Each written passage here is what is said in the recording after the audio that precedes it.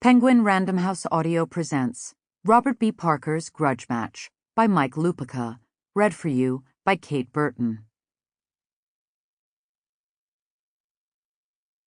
1. Listen up while I explain to you how you hold a damn grudge, Sunny Randall, Tony Marcus said. We were in his office at Buddy's Fox. Tony's two most trusted troopers, Junior and Ty Bob, had driven me over here like they were Uber drivers, but only if Uber were hiring shooters and thugs this week. Tony wants to talk to you, Junior had said at my front door. And before you say something smart, like you can't never help yourself, it really ain't a request. Fortunately, my schedule is wide open the rest of the afternoon, I said, so you're in luck. Junior had turned to Ty Bob then. See that right there? He said. She can't never help herself. It occurred to me on the way to the South End that it was the most I'd ever heard Junior talk. He was as big as the Back Bay and usually just stood mute and scared the living shit out of you. Now here we all were. Should I take notes? I said to Tony. He closed his eyes as he shook his head. I knew it wasn't because he thought I was funny, even though we both knew I was. What's the expression you'd use for a girl? You wanted to tell her she has balls? He said. That she's got balls, I said. Well, you still got some balls on you, Tony said. Stop or you'll make me blush, I said.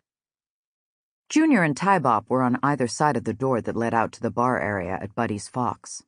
Ty Bob, who was Tony's shooter, still looked as skinny as a hairpin and so jittery I was always surprised I couldn't hear a faint hum coming off him, somewhat like a tuning fork.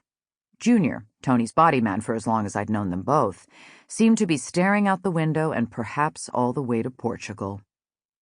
As always, Tony Marcus brought the word bespoke to mind. He was wearing a light gray suit, the gray so light you could barely see the pinstripes in it, a matching gray shirt, and a maroon tie and a maroon pocket square. His palms were flat on the desk in front of him. I couldn't help noticing his hands and being more than somewhat jealous of his manicurist. In the constantly changing crime scene in Boston, Tony was somehow as powerful as he'd ever been, almost as if he were the beneficiary of crime world gerrymandering. But he still played to and from his base, which had always been prostitution, in all its lousy and illegal forms. I believe you were talking about grudges, I said. Like the one we got going, he said, since you jammed me up on that gun deal when I'd gone out of the way to help you save your former father-in-law's sorry old ass. A few months ago, I'd made a deal with Tony. He'd get a warehouse full of illegal guns in return for helping me save the life of Richie's father, Desmond Burke. But I'd never had any intention of letting Tony put that many guns on the street, and instead had tipped the warehouse location to the FBI. Most people, he said, they think you gotta act right away when somebody fucks you over the way you did me. He smiled. Hell, that ain't how you hold a grudge. I waited. What you do is you wait, Tony said, and then you wait a little more, until maybe the other person don't even remember how they did you in the first place. Then you find a way to settle accounts. And if they say, why'd you fuck me up like that? You say, see there, you forgot. We had a damn grudge. He patted his hands lightly on the desk, as if to punctuate the thought. He smiled at me with about as much warmth as the small refrigerator next to Junior. You get my meaning? He said. Tony, I said, I'm as likely to forget that you're sideways with me as I would my email address. He chuckled. All's on you, he said. You forget all the other favors I did for you back in the day. Remember that time I found out Jermaine Lister took a shot at you? Jermaine was a low-level pimp who'd once been Tony's brother-in-law.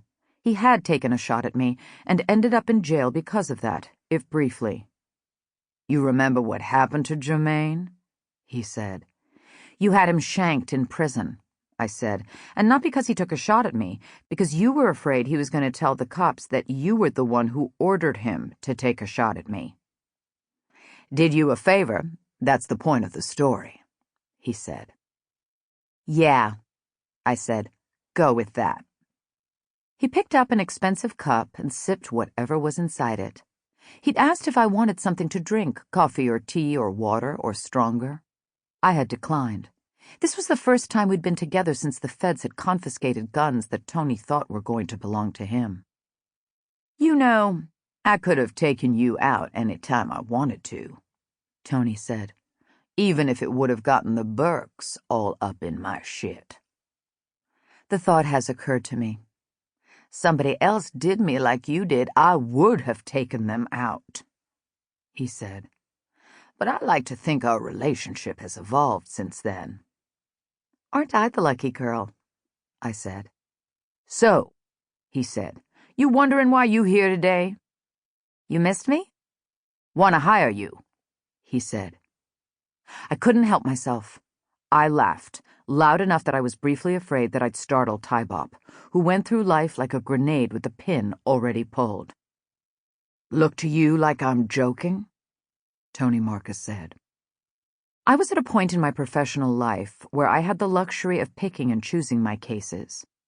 After I'd saved Desmond Burke's life, he had insisted on paying me a vulgar amount of money. But I had to admit, I was curious. I'm listening, I said. Tony smiled again. See there, he said, we all whores in the end. Not me, I said. You must be the exception proves the damn rule, Tony Marcus said. 2. The problem, he said, was that prostitution had gotten more complicated than the goddamn tax code. Boy, I said, I wish I had a nickel for every time I've heard that. He gave a quick shake of his head, like clearing the immediate air around him of a gnat. When I was coming up, he said, you just put girls out over at the wharf before they cleaned up that part of town, and in the combat zone before they cleaned that up, and then you just sat back and counted your money. It was back when the girls was way more black than white. Then he was telling me that he could still turn a better profit than I might think, just putting girls on the street and with some of the high-end escort services he was running, but how more and more he was facing competition from gentlemen's clubs, he put air quotes around gentlemen, and online porn, and suburban madams who'd done everything with bored housewives except unionize them, and even what he called drive-through massage parlors. He said he was now dabbling in drugs, even though he said he didn't much like dealing in what he called that oxyoid shit. And, he said, he kept a hand in the gun trade as well, even after the way I'd fucked him over. I'm still managing to get by, is my point, he said. I'll bet. But I've been forced to, expand my management structure somewhat, he said. Used to be just me and the pimps and the whores and hotel work and the high-end houses I run and whatnot. But now there's way more shit to keep track of. Only Tony Marcus, I thought, could sound this nostalgic about this particular profession, as if he were talking about the covers Norman Rockwell used to do for the Saturday Evening Post. So, he said, not only have I had to expand my operation to keep up with the goddamn times, I've had to do something else I'd never really done before. He sighed. Delegate, he said. I waited again. He always had to tell things at his own pace. There was no way to rush him.